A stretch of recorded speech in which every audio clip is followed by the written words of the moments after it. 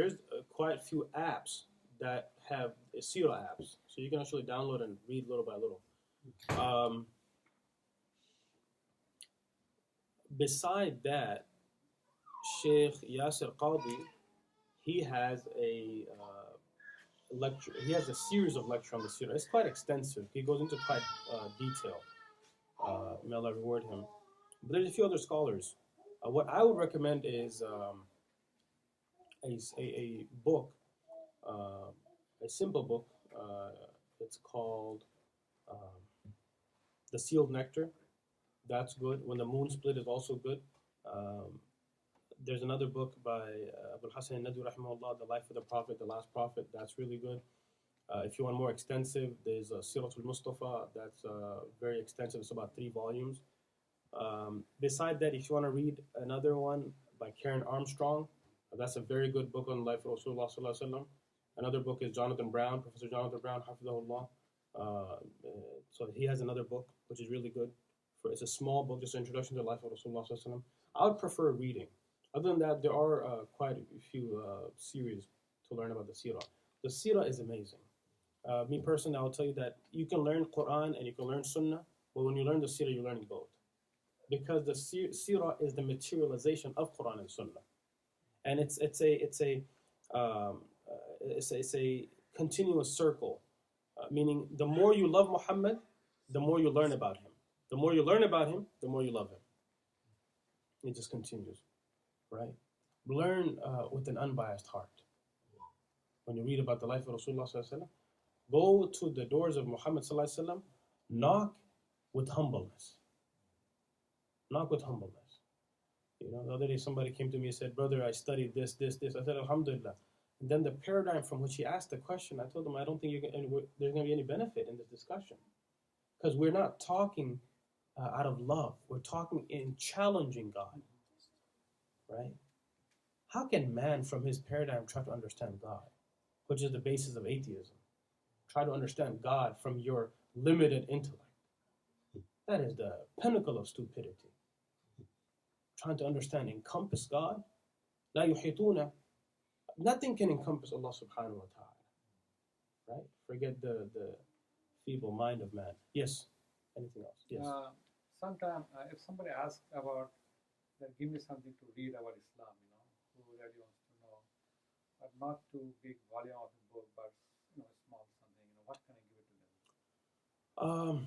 Usually why Islam has the dawah pamphlets, those are really good. They're already printed, very simple. Those are really good starters. You can go online and print them? They do have them online. They're not print quality. If you contact Y Islam local chapters or ICNA, or they'll provide. I keep them in the trunk of my car. Anytime I need to pull out, I'll just give them. I look at the person. If it's somebody like a sister and she's talking to me about Islam, but she has an issue with hijab, then I have, what is hijab in Islam? I'll give her that. Somebody's like, what is the Quran? I don't understand. Is it like the Bible? Here you go. What is the Quran? What is, who is Muhammad? I don't understand. Here you go. So, they have quite a few. I would say that's a good start. That's a good start. And if somebody wants to read the life of Muhammad sallallahu alaihi wasallam and they're not Muslim, then I would say Karen Armstrong's book. May Allah guide her, and also Jonathan Brown, Professor Jonathan Brown, Hafidahullah, his book. Those are good. They're small and concise. Really good. If you want to catch Pikachu, you just get a Master Ball. As we lost half the room again. Yeah. And if you want to get a Raichu, you get a Thunderstone. Now you lost everybody. That's millennial talk. Any other question? If someone, yes. Bismillah. If someone asks me what is Sharia, because sometimes it's brought up in the media. So how concisely I can just, because it's a broad topic. Actually, that's a question that Muslims should understand. What is Sharia? A lot of people, they don't understand Sharia. Just chopping the hands and. So Sharia, in I'lam al-Muwaqqi'in, Ibn Qayyim, rahimahullah, talks about Sharia is.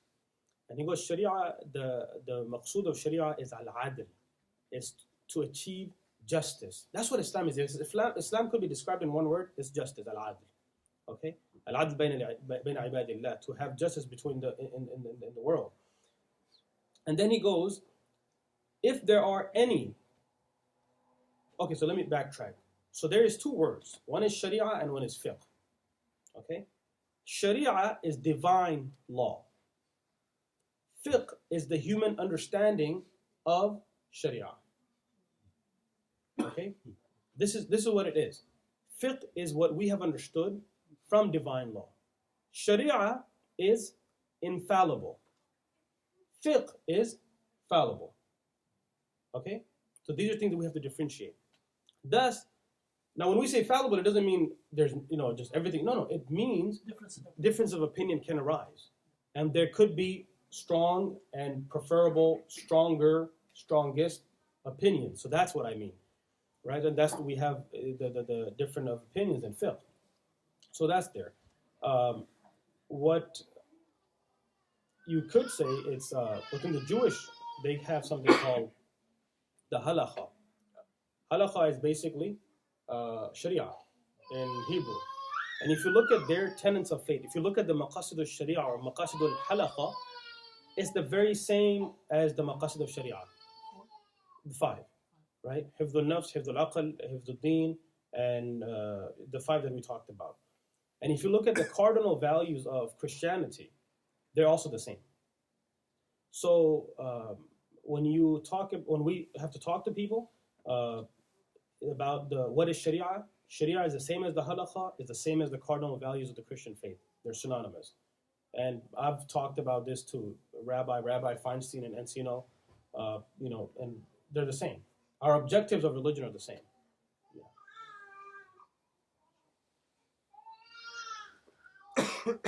You halakha, you know the word? I studied Alhamdulillah. Jewish studies. Very rarely would you find a person who understands halakha. May Allah reward you.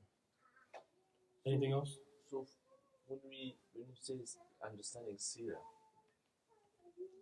why should we study only to study for sake of studying or implement it? No.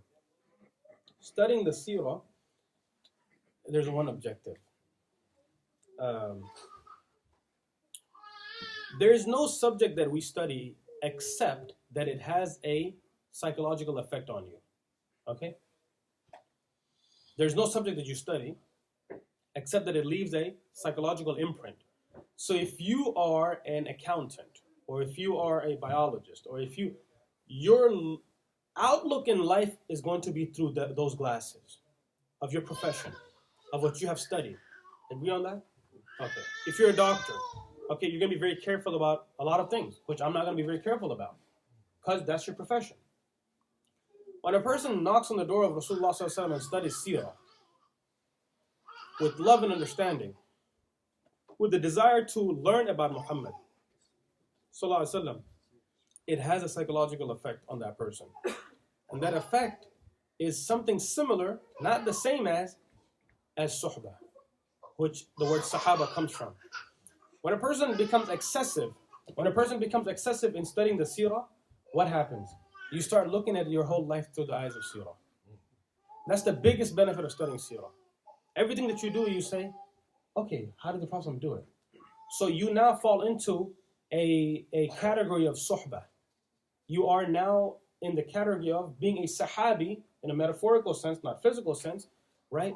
And you are in the suhbah. You're psychologically in the companionship of Muhammad sallallahu alaihi wasallam. What else do you want, right? Some of the scholars of hadith, they mastered Sirah so much. In hadith, there's something called illah, which is a hidden defect. What is illah? This is terminology, okay? Istilahat. Illah is known as a hidden defect. I can't find an illah, okay? You have to be a master of hadith, decades of study, and then maybe you will be able to find ilal fil hadith. You will be able to find hidden defects. There are people, scholars, who studied the life of Rasulullah so much, they could have their eyes closed and somebody comes and says, Qala Rasulullah sallallahu alaihi wasallam, the Prophet said this, and they'll say, Wallahi kadda, anta kadda, you're a liar. They don't even have to look at it. Why? You haven't met your friend in 2 decades, okay? But you spend your whole childhood with him. You're at Walmart, and then you hear from the other side, other aisle. You're like, my God, that's Khalid. Hey, Khalid, is that you? Lo and behold, it's Khalid. My question is, you haven't seen him for 20 years. How do you recognize him? Because of companionship, right? You recognize.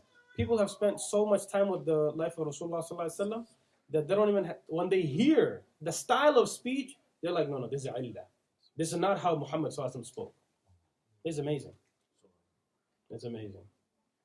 It's a psychological imprint that leaves on us. May Allah give us that taste. Ameen. Jazakumullah khair. Sisters, no questions? Going once, twice.